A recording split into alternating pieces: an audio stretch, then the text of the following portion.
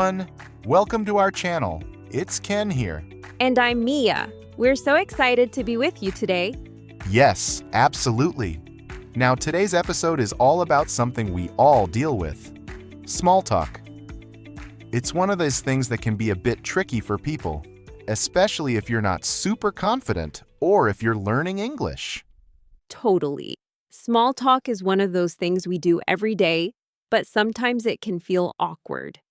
Like, what do you say when you meet someone new or when you don't know what to talk about? Exactly. But don't worry. Mia and I are here to give you some tips on how to make small talk easy and fun. We've all been there, standing in line at a coffee shop or at a party, and you just don't know what to say. But you don't want the conversation to die, right?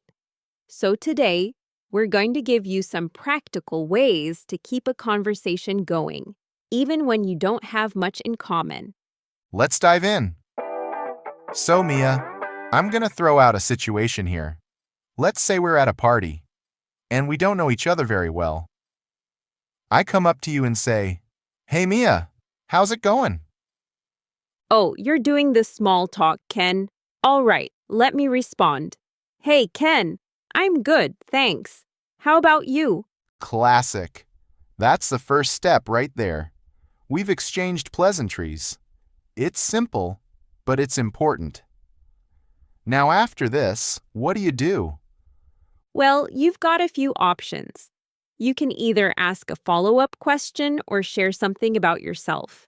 Let's say in this case, I'd ask, so what have you been up to lately? Nice. Asking, "What have you been up to?" is a great way to keep things going. It's an open-ended question, so I can't just answer with good or fine, right? I have to say more, and that keeps the conversation alive. Exactly. And if I'm the one asking, it gives you the chance to talk about yourself. People love talking about their own lives, especially when they don't feel rushed or interrupted. Definitely. So if I were to answer that question, I might say, "Well, I've been working a lot lately, but I did get a chance to go on a short trip last weekend." Oh, that's great. Now I can jump in with a follow-up question. I could say, oh, cool. Where did you go? Was it for work or just a weekend getaway? And that's a good follow-up question. See how we're keeping things going? I could then talk about my trip, like where I went, what I did, or what I ate. This gives you more chances to ask questions, and we build a little story together. Exactly. And it's important not to ask too many yes or no questions. If you ask, did you have fun? I could just say yes. And that's the end of the conversation. But if you ask, what was the best part of your trip? Then I have to explain, and the conversation keeps going. Yes, asking questions that require more than just a one-word answer makes a huge difference. Another great way to keep a conversation going is to share something personal. If I say, "Oh, I actually went hiking while I was there.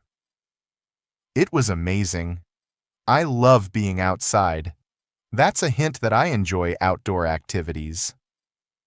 So now I know you like hiking. And I can say, that sounds awesome. I've been wanting to try hiking, but I'm not sure where to go. Do you have any recommendations? And now we've got a natural flow going. We're talking about hiking, and maybe I'll even give you a few suggestions. And now, because we're talking about something I'm passionate about, I'll be more engaged, and the conversation won't feel forced. Exactly. So let's recap. We've done a few things already. Start with a simple greeting. "Hey, how's it going?" Follow up with open-ended questions. What have you been up to? Share something about yourself, like a recent experience or something you're interested in. Ask more open-ended questions to keep the conversation flowing. Right, but there's one thing I want to mention. Sometimes it's not just about the questions, it's also about how you listen. A lot of people focus on thinking of the next thing to say, and they miss the chance to really listen to what the other person is saying. That's a great point. Active listening is so important in small talk. It shows you're interested, and it helps you ask better questions. When someone says, I went hiking last weekend, you could say, Wow, that sounds fun. How long was the hike? Right. You're showing that you care about the other person's experience. And it's more than just asking questions. It's about reacting to what they say in a way that keeps the conversation alive. For sure. Another tip I have for keeping a conversation going is to use body language. If we're having a conversation in person, I'll lean in a bit, make eye contact, and smile. All those things tell you, hey, I'm interested. That's huge. I mean, a lot of communication is nonverbal, right? And when you show you're engaged, the other person feels more comfortable talking. It also helps build rapport. Exactly. If you're just standing there with your arms crossed and looking bored, the other person might feel awkward or think you're not interested, even if you are. So true. Now, what about when the conversation starts to slow down? Sometimes there's that awkward silence. Any tips for getting out of that situation? Oh, definitely. When you hit a silence, it's important not to panic. One thing you can do is switch topics. For example, if we've been talking about hiking and I run out of things to say about it, I could ask, How about activities here in the city? Have you gone to see any good movies lately? I love that question because it changes the subject without it feeling random. It goes from talking about nature stuff to doing something fun in the city. Exactly. So let's say I ask you that. What might you say? I'd say, yeah, I just saw that new sci-fi movie last weekend. I wasn't sure I'd like it, but it totally surprised me. Now I can jump in with curiosity. Oh, nice. Was it that one with the time travel storyline? Yes, that's the one. It had some confusing moments, but the visuals were incredible. And now we're off again. From there, I could say, I've been meaning to catch that. Do you go to the movies often? I actually prefer streaming most of the time, but I make exceptions when something looks really good. That's relatable. I could respond with, Same here. It's just so easy to watch at home these days. Got any favorite shows you've been into lately?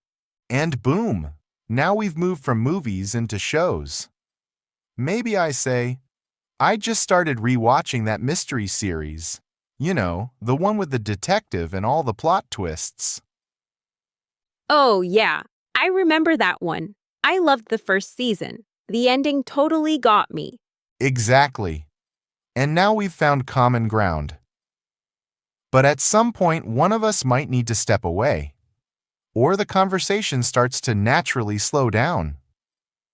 So, how do we end it without it being awkward?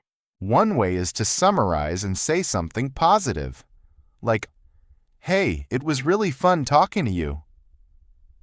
Thanks for the movie recommendation. That's smooth. And you could add something like, I'm going to check that out this weekend. Then follow up with something like, hope the rest of your evening goes well, or maybe I'll see you around later. Yes. Ending on a friendly, light note. You're not cutting the conversation short, you're just wrapping it up with warmth. Let's role play that. Hey, Ken, it's been great chatting with you. I'm gonna grab a drink, but I'll definitely check out that show you mentioned.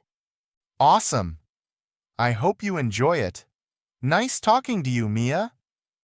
You take care. I'll see you around. Perfect. That's how small talk becomes real, respectful, and relaxed. All right, let's do a quick review for our listeners. Here are some practical tips for making small talk and keeping the conversation going. Start with a greeting and a simple question. Use open-ended questions. Show interest, react to what they say, and ask follow-up questions. Share about yourself too. Keep the conversation balanced. Use natural transitions. Speaking of, or by the way, can help change topics smoothly. Look for shared interests like movies, music, travel, food, things most people can relate to. Don't panic during silence. It's okay. Take a breath and gently steer the conversation in a new direction. End politely and positively. A simple, nice talking to you or hope to see you again works wonders. And one more bonus tip: practice makes perfect. The more you do it, the easier it gets. Absolutely. Small talk isn't about being perfect. It's about being present and open. That's what makes people feel comfortable around you. And hey, to everyone listening, try practicing these tips this week. Whether it's chatting with an acquaintance, coworker, or a stranger at an event, take that small step. You'll be amazed at how far small talk can go. It might even lead to a new friend, a job opportunity, or just a better day for someone. All right, I think that's a wrap for today. Yeah. Thanks so much for spending this time with us. We hope this episode gave you some useful tools to feel more confident in your conversations. If you enjoyed today's episode, don't forget to like the video, subscribe to the channel, and share this with a friend who's learning English too.